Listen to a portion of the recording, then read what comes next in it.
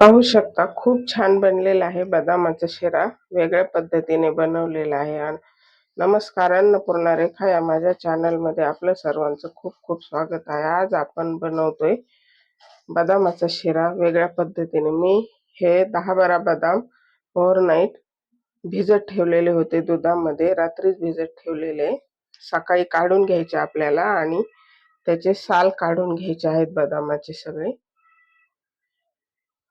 हा शिरा विकनेस आलेला, ज्याला विकनेस आलाय त्याला जर 10-15 दिवस दिले तर बरं वाटतं एकदम, आणि तब्येतीसाठी पण खूप छान असतात. हिवाळ्यात जर खाल्ले ह्याचा शिरा बनवून तर तब्येतीला बरं असतं. लहान मुलांना सुद्धा देऊ शकता तुम्ही असा बनवून.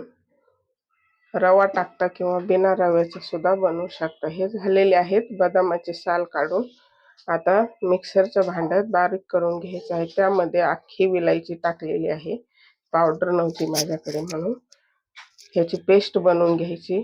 त्यामध्ये बदाम भिजवलेलं दूध घालायचं आहे आपल्याला. ह्याची पेस्ट बनवून घेतलेली आहे. आता पाहू शकता छान बारीक करून घ्यायची एकदम. त्याला आता एका बाउलमध्ये काढून घेतलेलं आहे.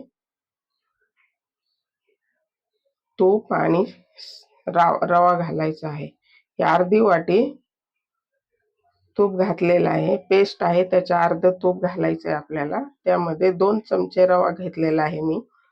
बारीक रवा भाजून घ्यायचा आहे.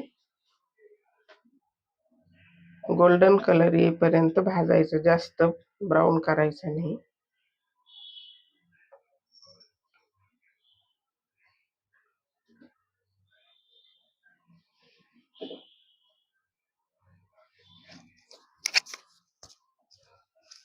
हे आमच्या आजीचा नुस्खा आहे.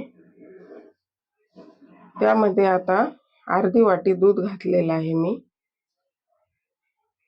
कमी पडले म्हणून अजून अर्धी वाटी घातलेलं आहे. छान शिजवून घ्यायचं आहे. फक्त दुधामध्ये पाणी नाही घालायचे.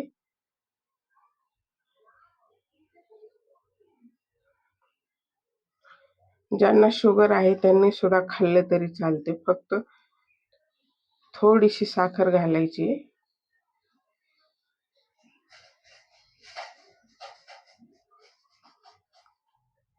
आमची आजी नेहमी बनवायची. चवीपुरती साखर घातली, आपल्याला हवी तेवढी घालू शकता, जास्त घालू शकता किंवा ह्याच्यापेक्षा कमी घातली तरी चालते. खूप छान बनतो आणि टेस्ट पण खूप छान येते. तूप घातलेलं आहे 1 वाटी, 1 चमचा तूप घातलेला आहे. परत आपल्याला हवं असेल तर अजून घालू शकता. हा आहे तयार आपला बदामाचा शिरा. नक्की करून पहा आणि लहान मुलांना पण खायला द्या. माझा व्हिडिओ कसा वाटला कमेंटमध्ये नक्की कळवा. आवडला तर लाईक करा. चॅनलवर नवीन असाल तर सबस्क्राईब करा. वेळात वेळ काढून व्हिडिओ